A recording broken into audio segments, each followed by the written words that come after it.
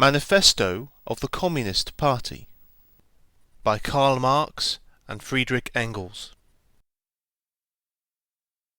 A spectre is haunting Europe, the spectre of communism.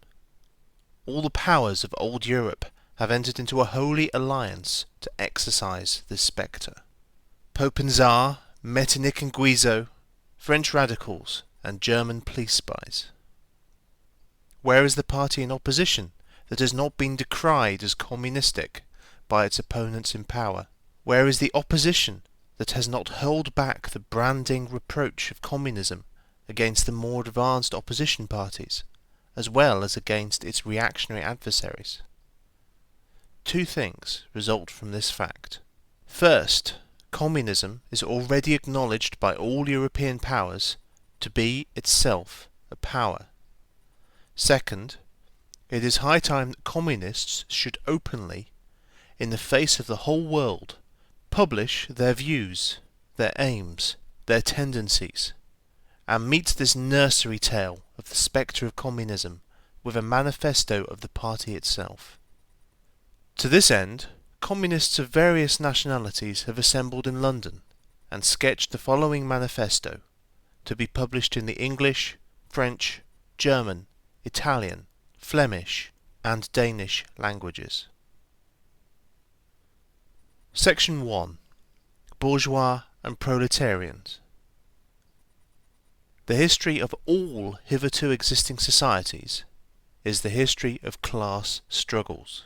Freeman and slave, patrician and plebeian, lord and serf, guildmaster and journeyman. In a word, oppressor and oppressed, stood in constant opposition to one another, carried on an uninterrupted, now hidden, now open fight. A fight that each time ended either in the revolutionary reconstitution of society at large, or in the common ruin of the contending classes. In the earlier epochs of history, we find almost everywhere a complicated arrangement of society into various orders, a manifold gradation of social rank. In ancient Rome, we have patricians, knights, plebeians, slaves. In the Middle Ages, feudal lords, vassals, guildmasters, journeymen, apprentices, serfs. In almost all of these classes, again, subordinate gradations. The modern bourgeois society that has sprouted from the ruins of feudal society has not done away with class antagonisms. It has but established new classes, new conditions of oppression, new forms of struggle in place of the old ones. Our epoch, the epoch of the bourgeoisie, possesses, however, this distinctive feature. It has simplified the class antagonisms.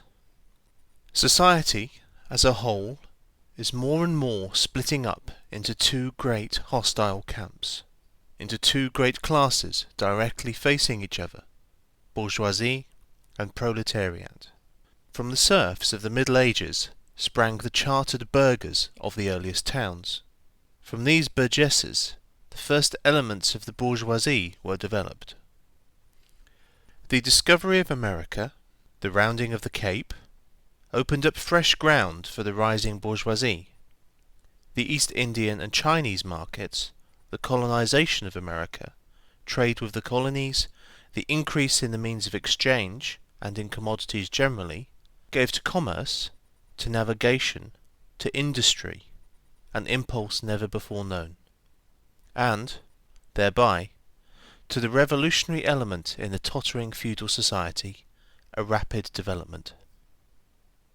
The feudal system of industry, under which industrial production was monopolized by closed guilds, now no longer sufficed for the growing wants of the new markets. The manufacturing system took its place.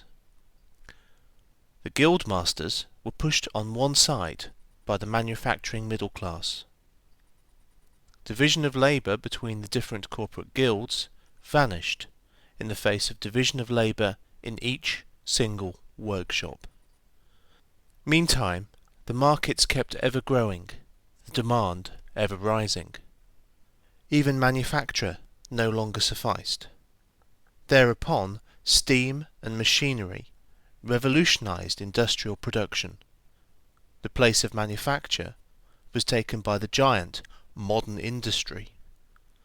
The place of the industrial middle class by industrial millionaires, the leaders of the whole industrial armies, the modern bourgeois. Modern industry has established the world market, for which the discovery of America paved the way. This market has given an immense development to commerce, to navigation, to communication by land.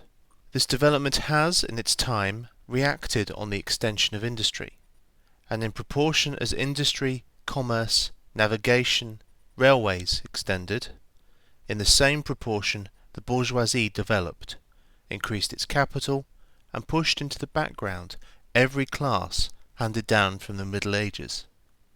We see, therefore, how the modern bourgeois is itself the product of a long course of development, of a series of revolutions in the modes of production and of exchange. Each step in the development of the bourgeoisie was accompanied by a corresponding political advance of that class. An oppressed class under the sway of the feudal nobility, an armed and self-governing association in the medieval commune, here independent urban republic, as in Italy and Germany, there taxable third estate of the monarchy, as in France. Afterwards, in the period of manufacture proper, serving either the semi-feudal or the absolute monarchy as a counterpoise against the nobility, and, in fact, cornerstone of the great monarchies in general. The bourgeoisie has, at last, since the establishment of modern industry and of the world market, conquered for itself, in the modern representative state, exclusive political sway. The executive of the modern state is but a committee for managing the common affairs of the whole bourgeoisie. The bourgeoisie historically has played a most revolutionary part. The bourgeoisie, wherever it has got the upper hand, has put an end to all feudal, patriarchal, idyllic relations. It has pitilessly torn asunder the motley feudal ties that bound men to his natural superiors, and has left remaining no other nexus between man and man than naked self-interest, than callous cash payment. It has drowned the most heavenly ecstasies of religious fervour, of chivalrous enthusiasm, of Philistine sentimentalism in the icy waters of egotistical calculation. It has resolved personal worth into exchange value, and, in place of the numberless and feasible chartered freedoms, has set up that single, unconscionable freedom, free trade. In one word, for exploitation, veiled by religious and political illusions, naked, shameless, direct, brutal exploitation. The bourgeoisie has stripped of its halo every occupation hitherto honoured and looked up to with reverent awe. It has converted the physician, the lawyer, the priest, the poet, the man of science, into its page-wage labourers. The bourgeoisie has torn away from the family its sentimental veil, and has reduced the family relation to a mere money relation. The bourgeoisie has disclosed how it came to pass that the brutal display of vigour in the Middle Ages, which reactionists so much admire, found its fitting complement in the most slothful indolence. It has been the first to show what man's activity can bring about. It has accomplished wonders far surpassing Egyptian pyramids, Roman aqueducts, and Gothic cathedrals. It has conducted expeditions that put in the shade all former exoduses of nations and crusades. The bourgeoisie cannot exist without constantly revolutionizing the instruments of production, and thereby the relations of production, and with them the whole relations of society. Conservation of the old modes of production in unaltered form was, on the contrary, the first condition of existence for all earlier industrial classes. Constant revolutionizing of production, uninterrupted disturbance of all social conditions, everlasting uncertainty and agitation distinguish the bourgeois epoch from all earlier ones. All fixed, fast-frozen relations, with their train of ancient and venerable prejudices and opinions, are swept away. All new-formed ones become antiquated before they can ossify. All that is solid melts into air, all that is holy is profaned, and man is at last compelled to face with sober senses his real conditions of life and his relations with his kind. The need of a constantly expanding market for its products chases the bourgeoisie over the whole surface of the globe. It must nestle everywhere, settle everywhere, establish connections everywhere. The bourgeoisie has, through its exploitation of the world market, given a cosmopolitan character to production and consumption in every country. To the great chagrin of reactionists, it has drawn from under the feet of industry the national ground on which it stood. All old established national industries have been destroyed, or are daily being destroyed. They are dislodged by new industries, whose introduction becomes a life and death question for all civilized nations, by industries that no longer work up indigenous raw material, but raw material drawn from the remotest zones. Industries whose products are consumed, not only at home, but in every quarter of the globe. In place of the old wants, satisfied by the productions of the country, we find new wants, requiring for their satisfaction the products of distant lands and climes.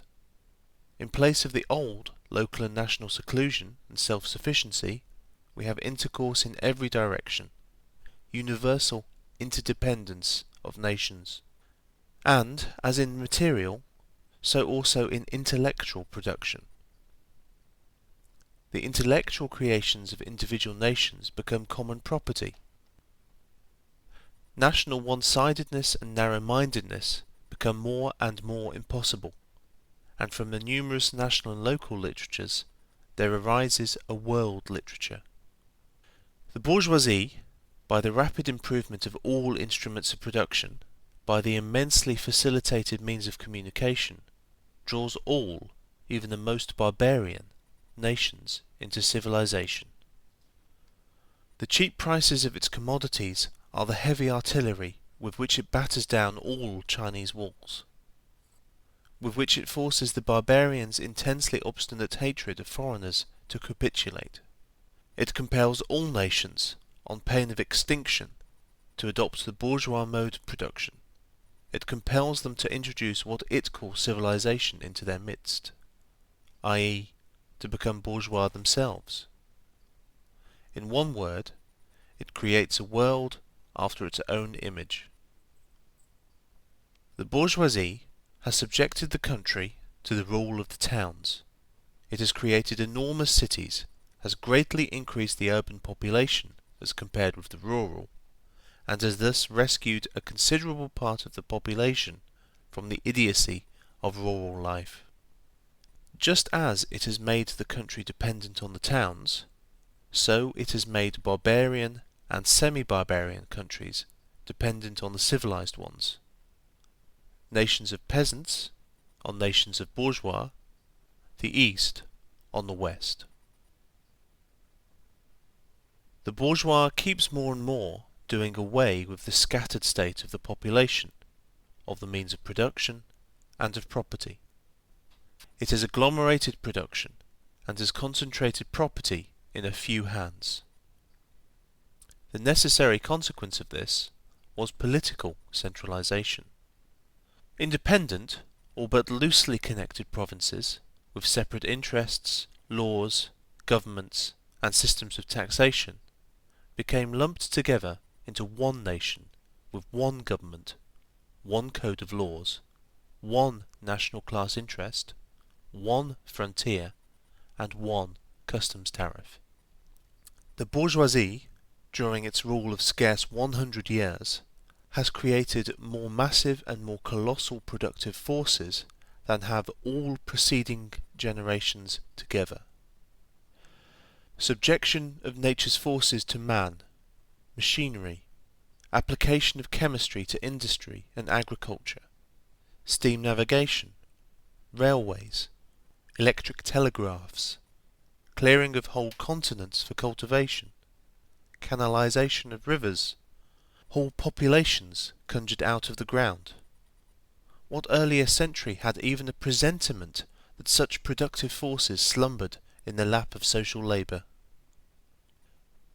We see then the means of production and of exchange, on whose foundation the bourgeoisie built itself up, were generated in feudal society. At a certain stage in the development of these means of production and of exchange, the conditions under which feudal society produced and exchanged, the feudal organisation of agriculture and manufacturing industry, in one word, the feudal relations of property, became no longer compatible with the already developed productive forces. They became so many fetters. They had to be burst asunder. They were burst asunder. Into their place stepped free competition, accompanied by a social and political constitution adapted to it, and by the economical and political sway of the bourgeois class. A similar movement is going on before our own eyes. Modern bourgeois society, with its relations of production, of exchange, and of property, a society that has conjured up such gigantic means of production and of exchange, is like the sorcerer who is no longer able to control the powers of the netherworld whom he has called up by his spells. For many a decade past, the history of industry and commerce is but the history of the revolt of modern productive forces against modern conditions of production, against the property relations that are the conditions for the existence of the bourgeoisie and of its rule. It is enough to mention the commercial crises that, by their periodical return, put on its trial, each time more threateningly, the existence of the entire bourgeois society. In these crises, a great part, not only of the existing products, but also of the previously creative productive forces, are periodically destroyed.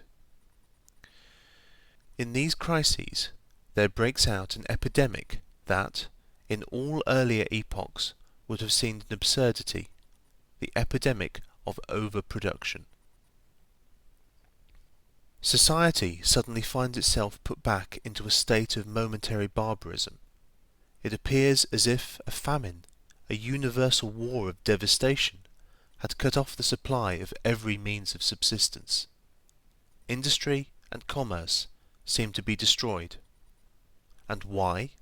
Because there is too much civilization, too much means of subsistence, too much industry, too much commerce. The productive forces at the disposal of society no longer tend to further the development of the conditions of bourgeois property.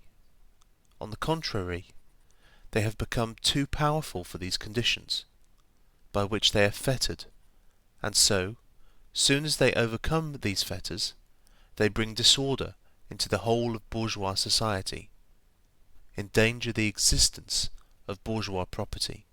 The conditions of bourgeois society are too narrow to comprise the wealth created by them. And how does the bourgeoisie get over these crises? On the one hand, enforced destruction of a mass of productive forces. On the other, by the conquest of new markets, and by the more thorough exploitation of the old ones. That is to say, by paving the way for more extensive and more destructive crises, and by diminishing the means whereby crises are prevented. The weapons with which the bourgeoisie felled feudalism to the ground are now turned against the bourgeoisie itself. But not only has the bourgeoisie forged the weapons that bring death to itself, it has also called into existence the men who are to wield these weapons, the modern working class, the proletarians. In proportion as the bourgeoisie, i.e., capital, is developed, in the same proportion is the proletariat, the modern working class, developed, a class of labourers who live only so long as they find work, and who find work only so long as their labour increases capital. These labourers, who must sell themselves piecemeal, are a commodity like every other article of commerce, and are consequently exposed to all the vicissitudes of competition, to all the fluctuations of the market. Owing to the extensive use of machinery and division of labour, the work of the proletarians has lost all individual character, and, consequently, all charm for the workman. He becomes an appendage of the machine, and it is only the most simple, most monotonous, and most easily acquired knack that is required of him. Hence, the cost of production of a workman is restricted almost entirely to the means of subsistence that he requires for his maintenance, and for the propagation of his race. But the price of a commodity, and therefore also of labour, is equal to the cost of production. In proportion, therefore, as the repulsiveness of the work increases, the wage decreases. Nay, more, in proportion as the use of machinery and division of labour increases, in the same proportion the burden of toil also increases, whether by prolongation of the working hours, by increase of the work exacted in a given time, or by increased speed of the machinery, etc. Modern industry has converted the little workshop of the patriarchal master into the great factory of the industrial capitalist. Masses of labourers crowded into the factory are organised like soldiers. As privates of the industrial army, they are placed under the command of a perfect hierarchy of officers and sergeants. Not only are they slaves of the bourgeois class and of the bourgeois state, they are daily and hourly enslaved by the machine, by the overlooker, and, above all, by the individual bourgeois manufacturer himself. The more openly this despotism proclaims gain to be its end and aim, the more petty, the more hateful, and the more embittering it is. The less the skill and exertion of strength implied in manual labour, in other words, the more modern industry becomes developed, the more is the labour of men superseded by that of women. Differences of age and sex have no longer any distinctive social validity for the working class. All are instruments of labour, more or less expensive to use, according to their age and sex. No sooner is the exploitation of the labourer by the manufacturer so far at an end that he receives his wages in cash, than he is set upon by other portions of the bourgeoisie, the landlord, the shopkeeper, the pawnbroker, etc. The lower strata of the middle class, the small tradespeople, shopkeepers, retired tradesmen generally, the handicraftsmen and peasants, all these sink gradually into the proletariat, partly because their diminutive capital does not suffice for the scale on which modern industry is carried on, and is swamped in the competition with the large capitalists, partly because their specialized skill is rendered worthless by the new methods of production. Thus, the proletariat is recruited from all classes of the population. The proletariat goes through various stages of development.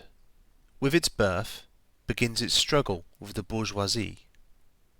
At first, the contest is carried on by individual labourers, then by the workpeople of a factory, then by the operatives of one trade in one locality against the individual bourgeois who directly exploits them.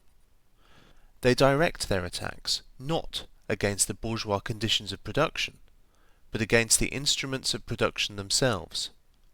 They destroy imported wares that compete with their labour. They smash to pieces machinery. They set factories ablaze. They seek to restore by force the vanished status of the workman of the Middle Ages. At this stage, the labourers still form an incoherent mass scattered over the whole country, and broken up by their mutual competition. If, anywhere, they unite to form more compact bodies, this is not yet the consequence of their own active union, but of the union of the bourgeoisie, which class, in order to attain its own political ends, is compelled to set the whole proletariat in motion, and is, moreover yet, for a time, able to do so. At this stage, therefore, the proletarians do not fight their enemies, but the enemies of their enemies, the remnants of absolute monarchy, the landowners, the non-industrial bourgeois, the petty bourgeoisie. Thus, the whole historical movement is concentrated in the hands of the bourgeoisie. Every victory so obtained is a victory for the bourgeoisie. But, with the development of industry, the proletariat not only increases in number, it becomes concentrated in greater masses, its strength grows, and it feels that strength more. The various interests and conditions of life within the ranks of the proletariat are, more and more, equalized, in proportion as machinery obliterates all distinctions of labour, and nearly everywhere reduces wages to the same low level. The growing competition among the bourgeois and the resulting commercial crises makes the wages of the workers ever more fluctuating. The unceasing improvement of machinery, ever more rapidly developing, makes their livelihood more and more precarious. The collisions between individual workmen and individual bourgeois take more and more the character of collisions between two classes. Thereupon, the workers begin to form combinations, trades unions, against the bourgeois. They club together in order to keep up the rate of wages. They found permanent associations in order to make provision beforehand for these occasional revolts. Here and there, the contest breaks out into riots. Now and then, the workers are victorious, but only for a time. The real fruit of their battles lies, not in the immediate result, but in the ever-expanding union of the workers. This union is helped on by the improved means of communication that are created by modern industry, and that place the workers of different localities in contact with one another. It was just this contact that was needed to centralize the numerous local struggles, all of the same character, into one national struggle between classes. But every class struggle is a political struggle, and that union, to attain which the burghers of the Middle Ages, with their miserable highways, required centuries, the modern proletarians, thanks to railways, achieve in a few years. This organisation of the proletarians into a class, and consequently into a political party, is continually being upset again by the competition between the workers themselves. But it ever rises up again, stronger, firmer, mightier. It compels legislative recognition of particular interests of the workers, by taking advantage of the divisions among the bourgeoisie itself. Thus, the 10 Hours Bill in England was carried.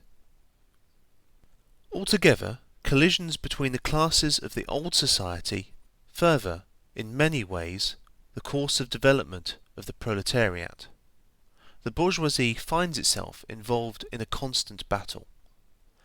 At first with the aristocracy, later on with those portions of the bourgeoisie itself whose interests have become antagonistic to the progress of industry, at all times with the bourgeoisie of foreign countries.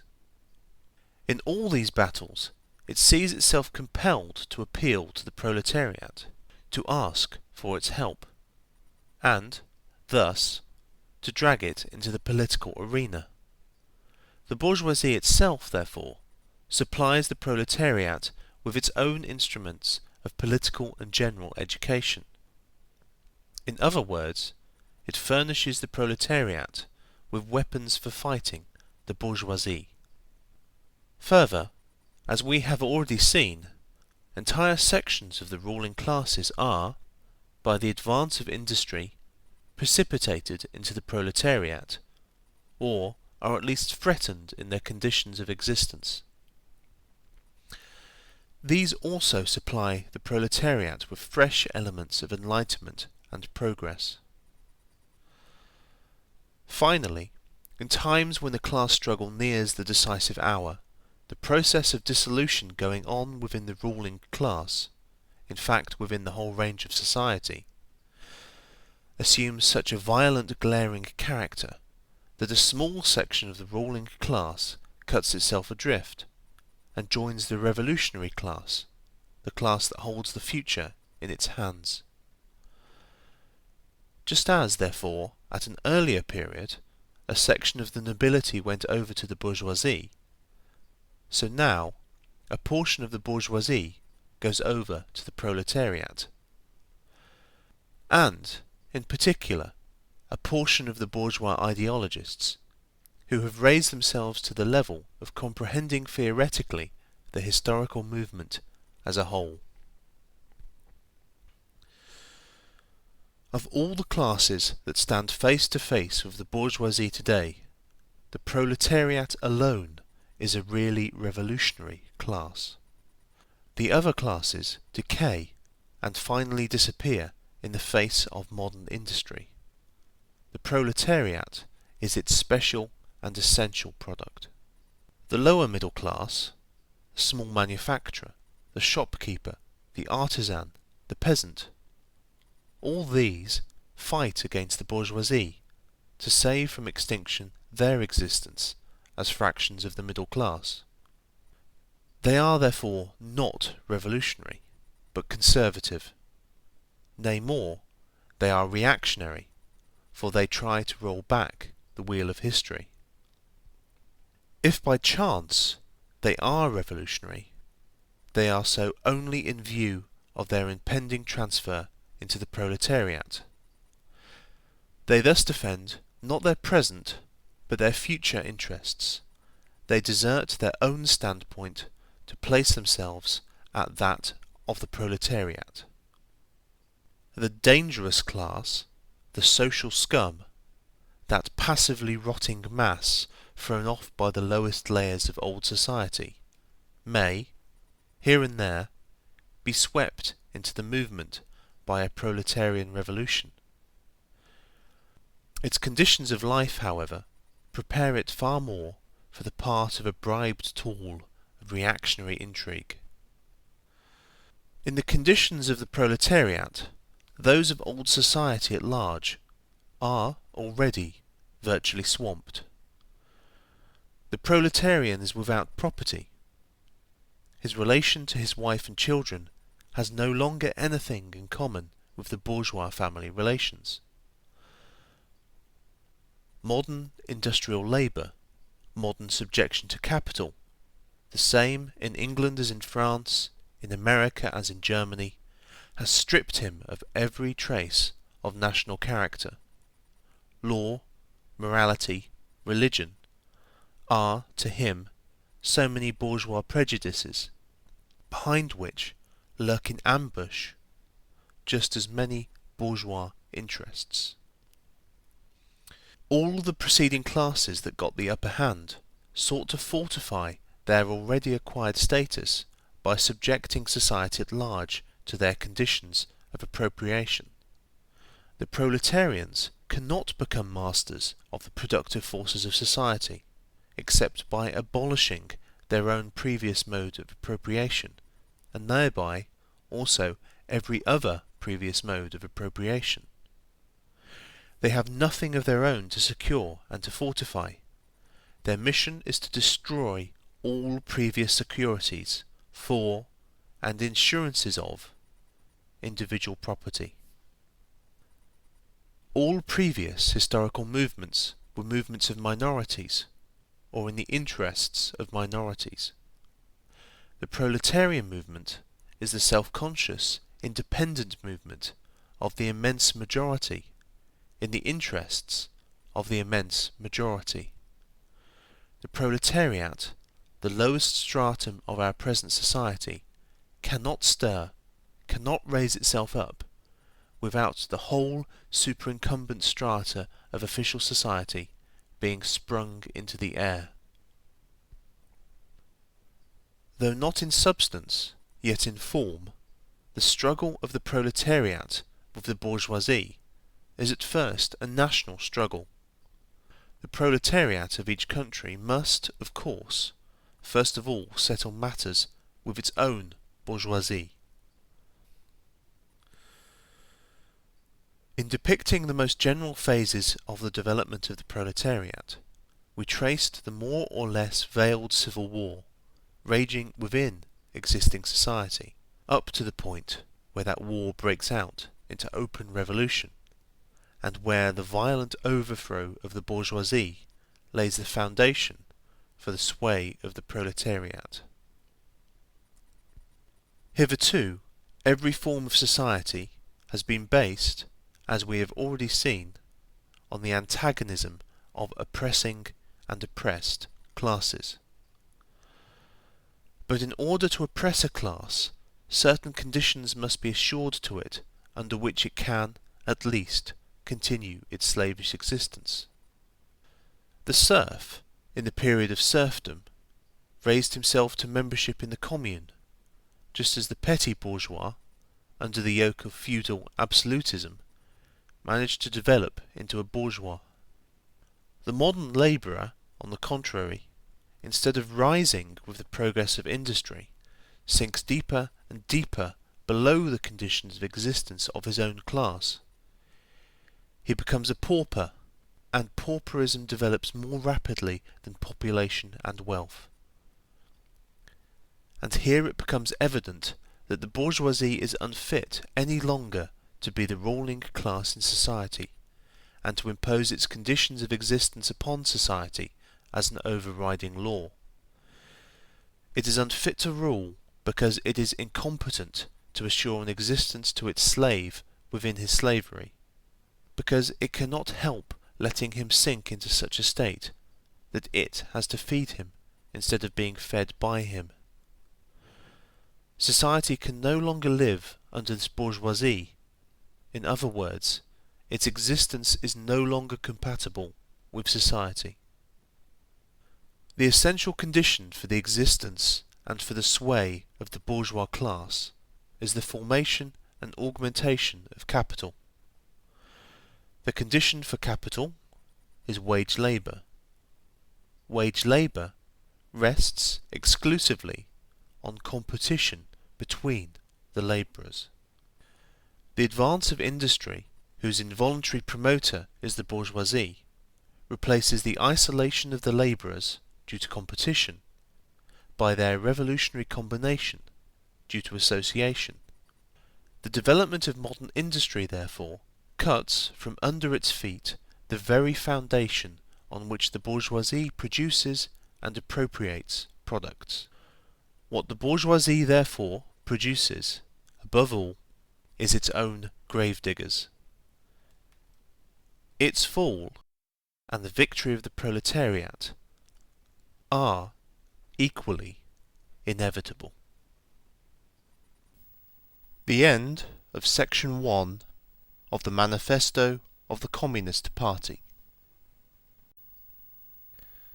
The Manifesto of the Communist Party by Karl Marx and Friedrich Engels. Section 2. Proletarians and Communists.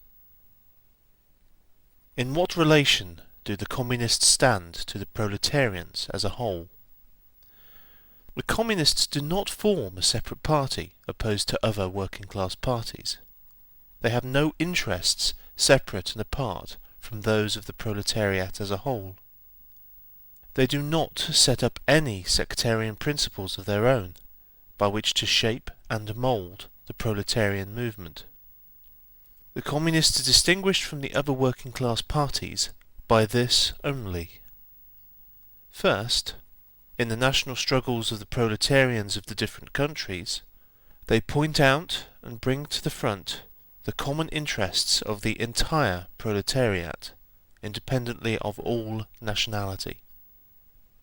Second, in the various stages of development which the struggle of the working class against the bourgeoisie has to pass through, they always and everywhere represent the interests of the movement as a whole. The Communists, therefore, are on one hand practically the most advanced and resolute section of the working class parties of every country, that section which pushes forward all others. On the other hand, theoretically, they have, over the great mass of the proletariat, the advantage of clearly understanding the line of march, the conditions, and the ultimate general results of the proletarian movement. The immediate aim of the Communist is the same as that of all the other proletarian parties: formation of the proletariat into a class, overthrow of the bourgeois supremacy, conquest of political power by the proletariat. The theoretical conclusions of the Communists are in no way based on ideas or principles that have been invented or discovered by this or that would-be universal reformer. They merely express, in general terms, actual relations springing from an existing class struggle, from a historical movement going on under our very eyes. The abolition of existing property relations is not at all a distinctive feature of communism. All property relations in the past have continually been subject to historical change, consequent upon the change in historical conditions. The French Revolution, for example, abolished feudal property in favour of bourgeois property. The distinguishing feature of communism is not the abolition of property generally, but the abolition of bourgeois property. But modern bourgeois private property is the final and most complete expression of the system of producing and appropriating products that is based on class antagonisms, on the exploitation of the many by the few. In this sense, the theory of the Communists may be summed up in the single sentence: abolition of private property. We Communists have been reproached with the desire of abolishing the right of personally acquiring property as the fruit of a man's own labour, which property is alleged to be the groundwork of all personal freedom, activity, and independence. Hard-won, self-acquired, self-earned property. Do you mean the property of the petty artisan and of the small peasant, a form of property that preceded the bourgeois form? There is no need to abolish that. The development of industry has, to a great extent, already destroyed it, and is still destroying it daily. Or do you mean modern bourgeois private property? But does wage labour create any property for the labourer? Not a bit. It creates capital, i.e., that kind of property which exploits wage labour, and which cannot increase except upon condition of begetting a new supply of wage labour for fresh exploitation. Property, in its present form, is based on the antagonism of capital and wage labour. Let us examine both sides of this antagonism. To be a capitalist is to have not only a purely personal, but a social status in production. Capital is a collective product, and only by the united action of many members, nay, in the last resort, only by the united action of all members of society, can it be set in motion. Capital is, therefore, not a personal, it is a social power. When, therefore, capital is converted into common property, into the property of all members of society, personal property is not thereby transformed into social property. It is only the social character of the property that is changed. It loses its class character.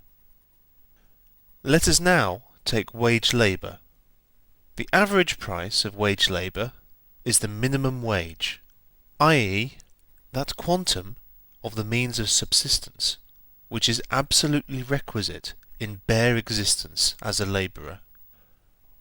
What, therefore, the wage labourer appropriates by means of his labour merely suffices to prolong and reproduce a bare existence. We by no means intend to abolish this personal appropriation of the products of labour, an appropriation that is made for the maintenance and reproduction of human life, and that leaves no surplus wherewith to command the labour of others. All that we want to do away with is the miserable character of this appropriation, under which the labourer lives merely to increase capital, and is allowed to live only in so far as the interest of the ruling class requires it. In bourgeois society, living labour is but a means to increase accumulated labour. In communist society, accumulated labour is but a means to widen, to enrich, to promote the existence of the labourer. In bourgeois society, therefore, the past dominates the present. In communist society, the present dominates the past. In bourgeois society, capital is independent and has individuality, while the living person is dependent and has no individuality. And the abolition of this state of things is called by the bourgeois abolition of individuality and freedom, and rightly so. The abolition of bourgeois individuality, bourgeois independence, and bourgeois freedom is undoubtedly aimed at. By freedom is meant, under the present bourgeois conditions of production, free trade, free selling and buying. But if selling and buying disappears, free selling and buying disappears also. This talk about free selling and buying, and all the other brave words of our bourgeoisie about freedom in general, have a meaning, if any, only in contrast with restricted selling and buying, with the fettered traders of the Middle Ages, but have no meaning when compared to the communistic abolition of buying and selling, of the bourgeois conditions of production, and of the bourgeoisie itself.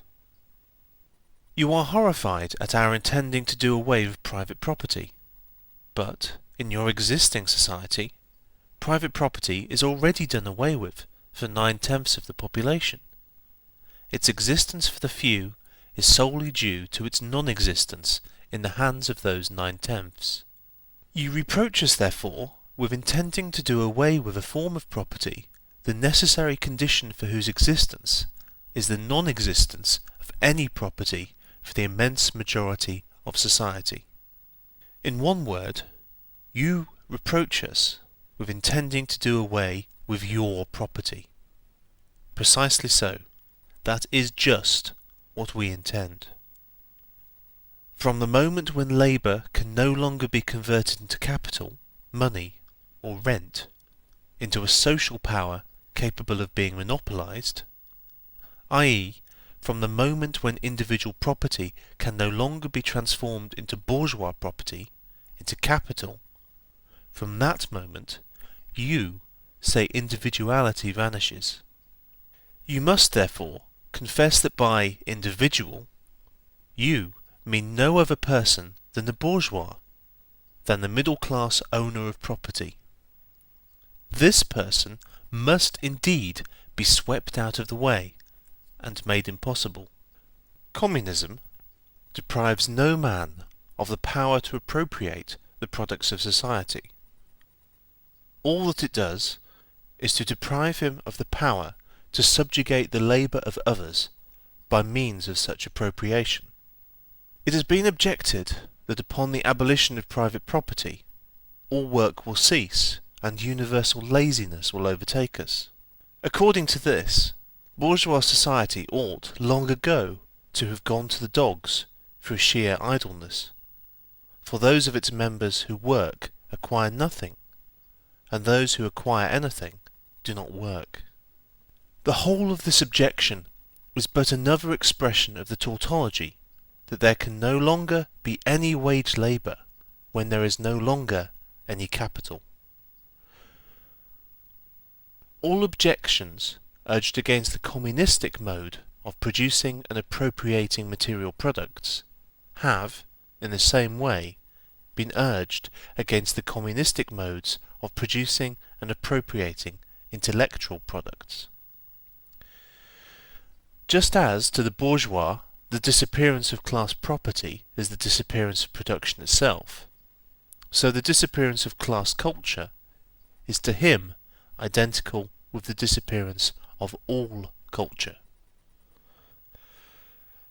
That culture, the loss of which he laments, is, for the enormous majority, a mere training to act as a machine. But don't wrangle with us so long as you apply to our intended abolition of bourgeois property the standard of your bourgeois notions of freedom, culture, law, etc. Your very ideas are but the outgrowth of the conditions of your bourgeois production and bourgeois property, just as your jurisprudence is but the will of your class made into a law for all, a will whose essential character and direction are determined by the economical conditions of existence of your class. The selfish misconception that induces you to transform into eternal laws of nature and of reason the social forms springing from your present mode of production and form of property, historical relations that rise and disappear in the progress of production. This misconception you share with every ruling class that has preceded you. What you see clearly in the case of ancient property, what you admit in the case of feudal property, you are of course forbidden to admit in the case of your own bourgeois form of property. Abolition of the family. Even the most radical flare up at this infamous proposal of the communists. On what foundation is the present family, the bourgeois family, based? On capital, on private gain. In its completely developed form, this family exists only among the bourgeoisie. But this state of things finds its complement in the practical absence of the family among the proletarians, and in public prostitution. The bourgeois family will vanish as a matter of course when its complement vanishes, and both will vanish with the vanishing of capital. Do you charge us with wanting to stop the exploitation of children by their parents? To this crime we plead guilty. But, you will say, we destroy the most hallowed of relations when we replace home education by social. And your education, is not that also social, and determined by the social conditions under which you educate, by the intervention, direct or indirect, of society, by means of schools, etc.? The communists have not invented the intervention of society in education. They do but seek to alter the character of that intervention, and to rescue education from the influence of the ruling class. The bourgeois claptrap about the family and education, about the hallowed correlation of parent and child, becomes all the more disgusting the more, by the action of modern industry, all family ties among the proletarians are torn asunder, and their children transformed into simple articles of commerce and instruments of labour. But you communists would introduce community of women, screams the whole bourgeoisie in chorus. The bourgeois sees in his wife a mere instrument of production. He hears that the instruments of production are to be exploited in common, and, naturally, can come to no other conclusion than that the lot of being common to all will likewise fall to the women. He has not even a suspicion that the real point is to do away with the status of women as mere instruments of production. For the rest, nothing is more ridiculous than the virtuous indignation of our bourgeois at the community of women, which, they pretend, is to be openly and officially established by the communists. The communists have no need to introduce community of women. It has existed almost from time immemorial. Our bourgeois, not content with having the wives and daughters of their proletarians at their disposal, not to speak of common prostitutes, take the greatest pleasure in seducing each other's wives. Bourgeois marriage is, in reality, a system of wives in common, and thus, at the most, what the communists might possibly be reproached with is that they desire to introduce, in substitution for a hypocritically concealed and openly legalized community of women. For the rest, it is self-evident that the abolition of the present system of production must bring with it the abolition of the community of women springing from that system, i.e., of prostitution, both public and private. The communists are further reproached with desiring to abolish countries and nationality. The working men have no country. We cannot take from them what they have not got. Since the proletariat must first of all acquire political supremacy, must rise to be the leading class of the nation, must constitute itself the nation, it is, so far, itself national, though not in the bourgeois sense of the word. National differences and antagonisms between people are daily more and more vanishing, owing to the development of the bourgeoisie, to freedom of commerce, to the world market, to uniformity in the mode of production, and in the conditions of life corresponding thereto. The supremacy of the proletariat will cause them to vanish still faster. United action of the leading civilized countries, at least, is one of the first conditions for the emancipation of the proletariat. In proportion as the exploitation of one individual by another is put an end to, the exploitation of one nation by another will also be put an end to. In proportion as the antagonism between classes within the nation vanishes, the hostility of one nation to another will come to an end. The charges against communism made from a religious, a philosophical, and, generally, from an ideological standpoint, are not deserving of serious examination. Does it require deep intuition to comprehend that man's ideas, views, and conceptions, in one word man's consciousness, changes with every change in the conditions of his material existence, in his social relations, and in his social life? What else does the history of ideas prove than that intellectual production changes its character and proportion as material production is changed? The ruling ideas of each age have ever been the ideas of its ruling class. When people speak of ideas that revolutionize society, they do but express the fact that, within the old society, the elements of a new one have been created, and that the dissolution of the old ideas keeps even pace with the dissolution of the old conditions of existence. When the ancient world was in its last throes, the ancient religions were overcome by Christianity. When Christian ideas succumbed in the 18th century to rationalist ideas, feudal society fought its death battle with the then revolutionary bourgeoisie. The ideas of religious liberty and freedom of conscience merely gave expression to the sway of free competition within the domain of knowledge. Undoubtedly, it will be said, religious, moral, philosophical, and juridical ideas have been modified in the course of historical development. But religion, morality, philosophy, political science, and law constantly survived this change. There are, besides, eternal truths, such as freedom, justice, etc., that are common to all states of society. But communism abolishes eternal truths. It abolishes all religion and all morality, instead of constituting them on a new basis. It therefore acts in contradiction to all past historical experience.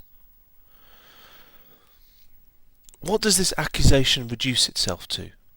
The history of all past society has consisted in the development of class antagonisms that assumed different forms at different epochs. But, whatever form they may have taken, one fact is common to all past ages, viz., the exploitation of one part of society by the other. No wonder, then, that the social consciousness of past ages, despite all the multiplicity and variety it displays, moves within certain common forms, or general ideas, which cannot completely vanish except with the total disappearance of class antagonisms. The communist revolution is the most radical rupture with traditional property relations. No wonder that its development involves the most radical rupture with traditional ideas. But let us have done with the bourgeois objections to communism. We have seen above that the first step in the revolution by the working class is to raise the proletariat to the position of ruling as to win the battle of democracy. The proletariat will use its political supremacy to wrest, by degrees, all capital from the bourgeoisie, to centralise all instruments of production in the hands of the state, i.e., of the proletariat organised as the ruling class, and to increase the total of productive forces as rapidly as possible.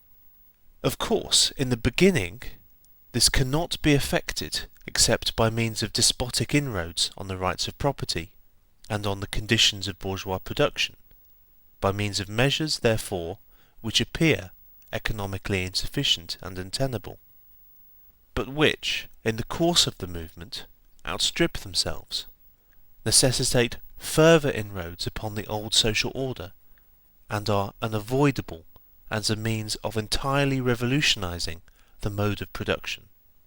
These measures will, of course, be different in different countries. Nevertheless, in the most advanced countries, the following will be pretty generally applicable. Number 1. Abolition of property in land and application of all rents of land to public purposes. Number 2. A heavy progressive or gradated income tax. Number 3. Abolition of all right of inheritance. Number 4. Confiscation of the property of all emigrants and rebels. Number 5.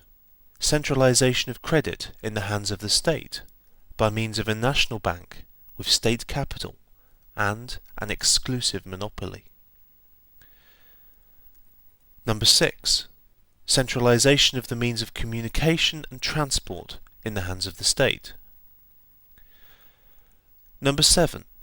Extension of factories and instruments of production owned by the state. The bringing into cultivation of wastelands and the improvement of the soil generally, in accordance with a common plan. Number 8. Equal liability of all to labour. Establishment of industrial armies, especially for agriculture. Number 9. Combination of agriculture with manufacturing industries. Gradual abolition of the distinction between town and country by a more equable distribution of the population over the country. Number 10. Free education for all children in public schools, abolition of children's factory labour in its present form, combination of education with industrial production, etc., etc. When, in the course of development, class distinctions have disappeared and all production has been concentrated in the hands of a vast association of the whole nation, the public power will lose its political character. Political power, properly so called, is merely the organised power of one class for oppressing another.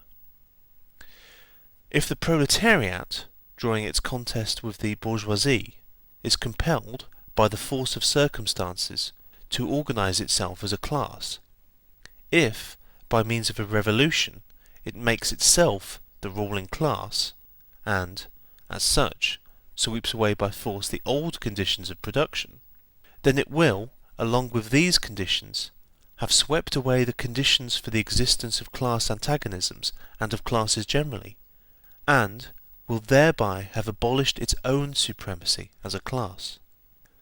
In place of the old bourgeois society, with its classes and class antagonisms, we shall have an association in which the free development of each is the condition for the free development of all. The end of Section 2 of the Communist Manifesto.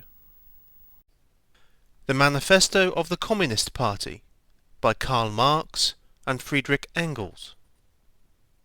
Section 3. Socialist and Communist Literature. 1. Reactionary Socialism. A. Feudal Socialism. Owing to their historical position, it became the vocation of the aristocracies of France and England to write pamphlets against modern bourgeois society. In the French Revolution of July 1830, and in the English reform agitation, these aristocracies again succumbed to the hateful upstart. Thenceforth, a serious political contest was altogether out of the question. A literary battle alone remained possible. But, even in the domain of literature, the old cries of the Restoration period had become impossible. In order to arouse sympathy, the aristocracy were obliged to lose sight, apparently, of their own interests, and to formulate their indictment against the bourgeoisie in the interests of the exploited working class alone. Thus the aristocracy took their revenge by singing lampoons on their new master, and whispering in his ears sinister prophecies of coming catastrophe. In this way arose feudal socialism, half lamentation, half lampoon, half echo of the past, half menace of the future. At times, by its bitter, witty and incisive criticism, striking the bourgeoisie to the very heart's core, but always ludicrous in its effect, through total incapacity to comprehend the march of modern history. The aristocracy, in order to rally the people to them, waved the proletarian alms bag in front for a banner. But the people, so often as it joined them, saw on their hind quarters the old feudal coats of arms, and deserted with loud and irreverent laughter. One section of the French Legitimists and Young England exhibited this spectacle. In pointing out that their mode of exploitation was different to that of the bourgeoisie, the feudalists forget that they exploited under circumstances and conditions that were quite different, and that are now antiquated. In showing that, under their rule, the modern proletariat never existed, they forget that the modern bourgeoisie is the necessary offspring of their own form of society. For the rest, so little do they conceal the reactionary character of their criticism, that the chief accusation against the bourgeoisie amounts to this: that under the bourgeois regime, a class is being developed which is destined to cut up root and branch the old order of society. What they upbraid the bourgeoisie with is not so much that it creates a proletariat, as that it creates a revolutionary proletariat. In political practice, therefore, they join in all coercive measures against the working class. And in ordinary life, despite their highfalutin phrases, they stoop to pick up the golden apples dropped from the tree of industry, and to barter truth, love, and honour for traffic and wool, beetroot sugar, and potato spirits. As the parson has ever gone hand in hand with the landlord, so has clerical socialism with feudal socialism. Nothing is easier than to give Christian asceticism a socialist tinge. Has not Christianity declaimed against private property, against marriage, against the state? Has it not preached in the place of these charity and poverty, celibacy and mortification of the flesh, monastic life and mother church? Christian socialism is but the holy water with which the priest consecrates the heart-burnings of the aristocrat. B. Petty bourgeois socialism. The feudal aristocracy was not the only class that was ruined by the bourgeoisie, not the only class whose conditions of existence pined and perished in the atmosphere of modern bourgeois society. The medieval burgesses and the small peasant proprietors were the precursors of the modern bourgeoisie. In those countries which are but little developed, industrially and commercially, these two classes still vegetate side by side with the rising bourgeoisie. In countries where modern civilization has become fully developed, a new class of petty bourgeois has been formed, fluctuating between proletariat and bourgeoisie, and ever renewing itself as a supplementary part of bourgeois society. The individual members of this class, however, are being constantly hurled down into the proletariat by the action of competition, and, as modern industry develops, they even see the moment approaching when they will completely disappear as an independent section of modern society, to be replaced in manufactures, agriculture and commerce by overlookers, bailiffs and shopmen. In countries like France, where the peasants constitute far more than half of the population, it was natural that writers who sided with the proletariat against the bourgeoisie should use, in their criticism of the bourgeois regime, the standard of the peasant and petty bourgeois, and from the standpoint of these intermediate classes should take up the cudgels for the working class. Thus arose petty bourgeois socialism. Sismondi was the head of this school, not only in France but also in England. This school of socialism dissected with great acuteness the contradictions in the conditions of modern production. It laid bare the hypocritical apologies of economists. It proved, incontrovertibly, the disastrous effects of machinery and division of labour, the concentration of capital and land in a few hands, overproduction and crises. It pointed out the inevitable ruin of the petty bourgeois and peasant, the misery of the proletariat, the anarchy in production, the crying inequalities in the distribution of wealth, the industrial war of extermination between nations, the dissolution of old moral bonds, of the old family relations, of the old nationalities. In its positive aims, however, this form of socialism aspires either to restoring the old means of production and of exchange, and with them the old property relations and the old society, or to cramping the modern means of production and of exchange within the framework of the old property relations that have been, and were bound to be, exploded by those means. In either case, it is both reactionary and utopian. Its last words are corporate guilds for manufacture, patriarchal relations in agriculture. Ultimately, when stubborn historical facts had dispersed all intoxicating effects of self-deception, this form of socialism ended in a miserable fit of the blues. C. German, or true, socialism.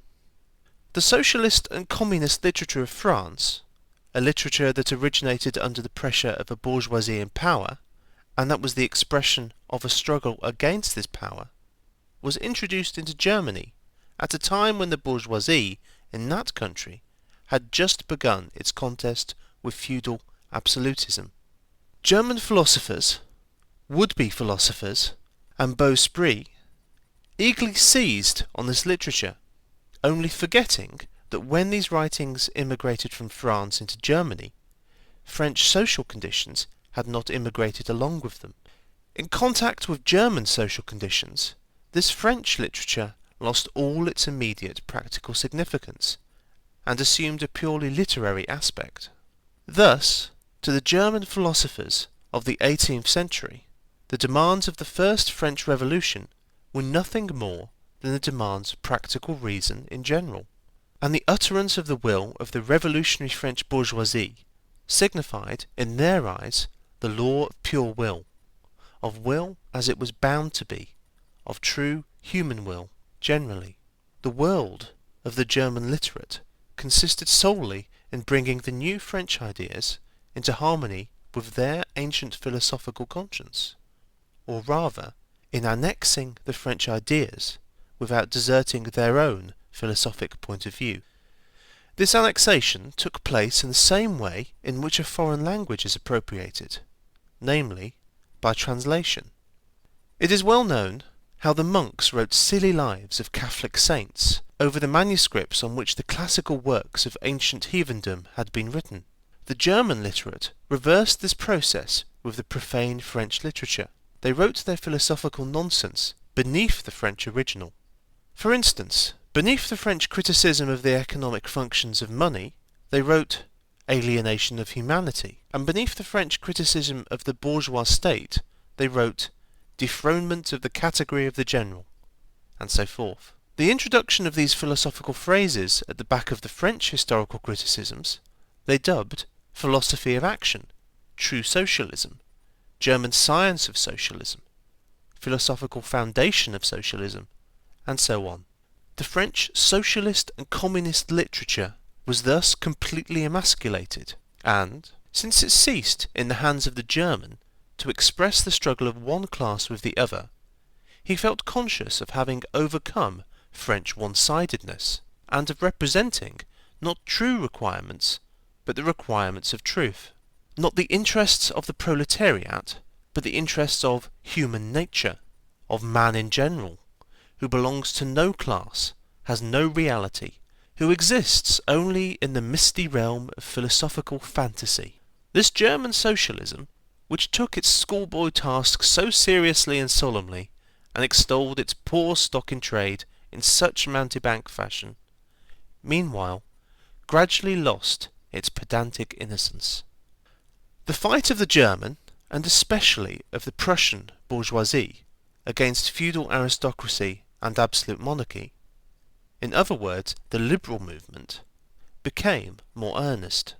By this, the long-wished-for opportunity was offered to true socialism of confronting the political movement with the socialist demands, of hurling the traditional anathemas against liberalism, against representative government, against bourgeois competition, bourgeois freedom of the press, bourgeois legislation, bourgeois liberty and equality, and of preaching to the masses that they had nothing to gain and everything to lose by this bourgeois movement. German socialism forgot, in the nick of time, that the French criticism, whose silly echo it was, presupposed the existence of modern bourgeois society, with its corresponding economic conditions of existence, and the political constitution adapted thereto, the very things whose attainment was the object of the pending struggle in Germany. To the absolute governments, with their following of parsons, professors, country squires and officials, it served as a welcome scarecrow against the threatening bourgeoisie. It was a sweet finish after the bitter pills of floggings and bullets with which those same governments, just at that time, dosed the German working-class risings. While this true socialism thus served the governments as a weapon for fighting the German bourgeoisie, it, at the same time, directly represented a reactionary interest, the interest of the German Philistines. In Germany, the petty bourgeois class, a relic of the 16th century, and since then constantly cropping up again under various forms, is the real social basis of the existing state of things. To preserve this class is to preserve the existing state of things in Germany. The industrial and political supremacy of the bourgeoisie threatens it with certain destruction. On the one hand, from the concentration of capital, on the other, from the rise of a revolutionary proletariat. True socialism appeared to kill these two birds with one stone. It spread like an epidemic. The robe of speculative cobwebs, embroidered with flowers of rhetoric, steeped in the dew of sickly sentiment, this transcendental robe in which the German socialists wrapped their sorry eternal truths, all skin and bone, served to wonderfully increase the sale of their goods amongst such a public. And on its part, German socialism recognized more and more its own calling as the bombastic representative of the petty bourgeois Philistine. It proclaimed the German nation to be the model nation, and the German petty Philistine to be the typical man. To every villainous meanness of this model man it gave a hidden, higher, socialistic interpretation, the exact contrary of its real character. It went to the extreme length of directly opposing the brutally destructive tendency of communism, and of proclaiming its supreme and impartial contempt of all class struggles. With very few exceptions, all the so-called socialist and communist publications that now, 1847, circulate in Germany belong to the domain of this foul and enervating literature. 2. Conservative or bourgeois socialism. A part of the bourgeoisie is desirous of redressing social grievances in order to secure the continued existence of bourgeois society. To this section belong economists, philanthropists, humanitarians, improvers of the condition of the working class, organisers of charity, members of societies for the prevention of cruelty to animals, temperance fanatics, hole and corner reformers of every imaginable kind. This form of socialism has, moreover, been worked out into complete systems. We may cite Proudhon's Philosophie de la Misère as an example of this form. The socialistic bourgeois want all the advantages of modern social conditions without the struggles and dangers necessarily resulting therefrom. They desire the existing state of society, minus its revolutionary and disintegrating elements. They wish for a bourgeoisie without a proletariat. The bourgeoisie naturally conceives the world in which it is supreme to be the best, and bourgeois socialism develops this comfortable conception into various, more or less complete, systems. In requiring the proletariat to carry out such a system, and thereby to march straight away into the social New Jerusalem, it but requires in reality that the proletariat should remain within the bounds of existing society, but should cast away all its hateful ideas concerning the bourgeoisie. A second and more practical, but less systematic form of this socialism sought to depreciate every revolutionary movement in the eyes of the working class, by showing that no mere political reform, but only a change in the material conditions of existence in economic relations, could be of any advantage to them. By changes in the material conditions of existence, this form of socialism, however, by no means understands abolition of the bourgeois relations of production, an abolition that can be effected only by a revolution, but administrative reforms, based on the continued existence of these relations. Reforms, therefore, that in no respect affect the relations between capital and labour, but, at best, lessen the cost and simplify the administrative work of bourgeois government. Bourgeois socialism attains adequate expression when, and only when, it becomes a mere figure of speech. Free trade for the benefit of the working class, protective duties for the benefit of the working class, prison reform for the benefit of the working class. This is the last word and the only seriously meant word of bourgeois socialism. It is summed up in the phrase, "The bourgeois is a bourgeois, for the benefit of the working class. 3. Critical utopian, socialism and communism. We do not here refer to that literature which, in every great modern revolution, has always given voice to the demands of the proletariat, such as the writings of Babeuf and others. The first direct attempts of the proletariat to attain its own ends, made in times of universal excitement when feudal society was being overthrown, these attempts necessarily failed, owing to the then undeveloped state of the proletariat, as well as to the absence of the economic conditions for its emancipation, conditions that had yet to be produced, and could be produced by the impending bourgeois epoch alone. The revolutionary literature that accompanied these first movements of the proletariat had, necessarily, a reactionary character. It inculcated universal asceticism and social levelling in its crudest form. The socialist and communist systems properly so called, those of Saint-Simon, Fourier, Owen, and others, spring into existence in the early undeveloped period, described above, of the struggle between proletariat and bourgeoisie. See section 1, Bourgeois and Proletarians. The founders of these systems see, indeed, the class antagonisms, as well as the action of the decomposing elements in the prevailing form of society. But the proletariat, as yet in its infancy, offers to them the spectacle of a class without any historical initiative or any independent political movement.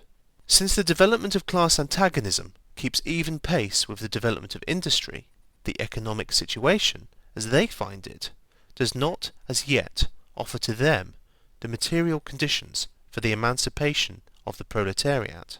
They, therefore, search after a new social science, after new social laws that are to create these conditions. Historical action is to yield to their personal inventive action, historically created conditions of emancipation to fantastic ones, and the gradual, spontaneous class organisation of the proletariat to the organisation of society specially contrived by these inventors. Future history resolves itself, in their eyes, into the propaganda and the practical carrying out of their social plans. In the formation of their plans, they are conscious of caring chiefly for the interests of the working class, as being the most suffering class.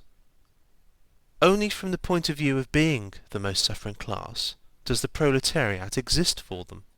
The undeveloped state of the class struggle, as well as their own surroundings, causes socialists of this kind to consider themselves far superior to all class antagonisms. They want to improve the condition of every member of society, even that of the most favoured.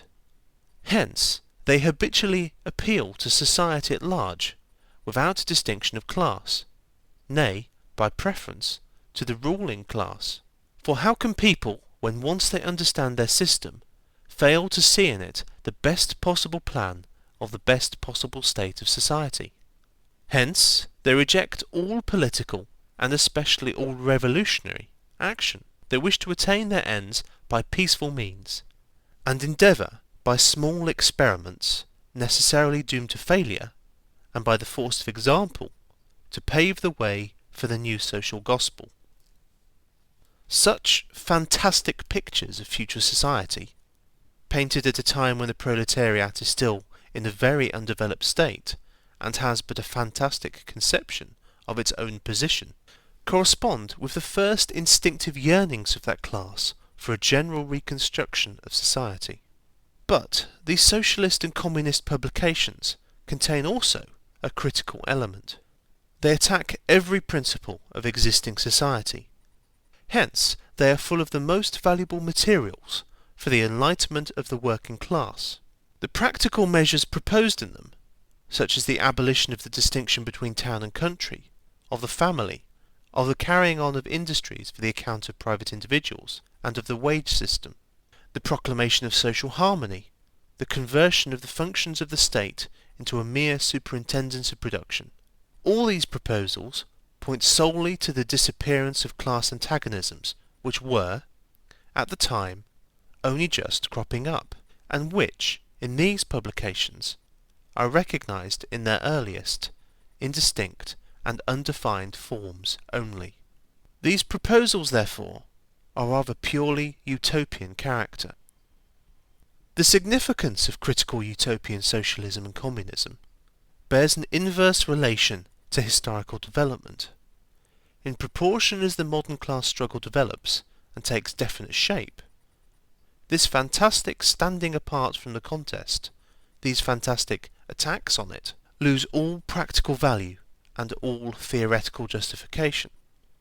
Therefore, although the originators of these systems were, in many respects, revolutionary, their disciples have, in every case, formed mere reactionary sects. They hold fast by the original views of their masters in opposition to the progressive historical development of the proletariat. They, therefore, endeavour, and that consistently, to deaden the class struggle and to reconcile the class antagonisms. They still dream of experimental realisation of their social utopias, of founding isolated phalansteres, of establishing home colonies, of setting up a Little Icaria, duodecimo editions of the New Jerusalem. And to realise all these castles in the air, they are compelled to appeal to the feelings and purses of the bourgeois.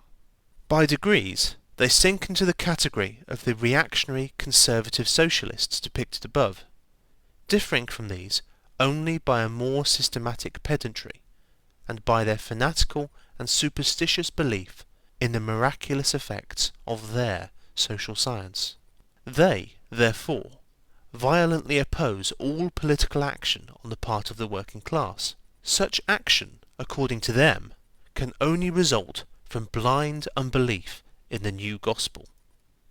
The Owenites in England and the Fourierists in France, respectively, oppose the Chartists and the Reformists. Section 4. Position of the Communists in relation to the various existing opposition parties. Section 2 has made clear the relations of the Communists to the existing working class parties, such as the Chartists in England and the agrarian reformers in America. The Communists fight for the attainment of the immediate aims, for the enforcement of the momentary interests of the working class, but in the movement of the present they also represent and take care of the future of that movement. In France, the Communists ally themselves with the Social Democrats against the conservative and radical bourgeoisie, reserving, however, the right to take up a critical position in regard to phrases and allusions traditionally handed down from the Great Revolution. In Switzerland, they support the radicals, without losing sight of the fact that this party consists of antagonistic elements, partly of democratic socialists in the French sense, partly of radical bourgeois. In Poland, they support the party that insists on an agrarian revolution as the prime condition for national emancipation, that party which fomented the insurrection of Krakow in 1846. In Germany, they fight with the bourgeoisie whenever it acts in a revolutionary way against the absolute monarchy, the feudal squirearchy, and the petty bourgeoisie.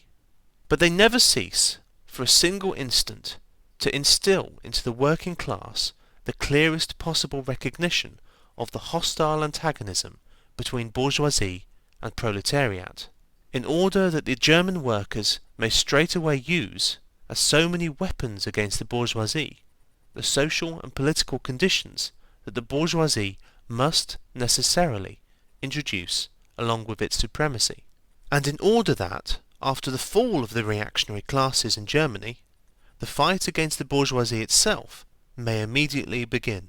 The Communists turn their attention chiefly to Germany, because that country is on the eve of a bourgeois revolution that is bound to be carried out under more advanced conditions of European civilization, and with a much more developed proletariat than that of England was in the 17th, and of France in the 18th century, and because the bourgeois revolution in Germany will be but the prelude to an immediately following proletarian revolution. In short, The communists everywhere support every revolutionary movement against the existing social and political order of things. In all these movements, they bring to the front, as the leading question in each, the property question, no matter what its degree of development at the time. Finally, they labour everywhere for the union and agreement of the democratic parties of all countries. The communists disdain to conceal their views and aims. They openly declare that their ends can be attained only by the forcible overthrow of all existing social conditions. Let the ruling classes tremble at a communistic revolution. The proletarians have nothing to lose but their chains. They have a world to win. Working men of all countries, unite! The end of the Manifesto of the Communist Party.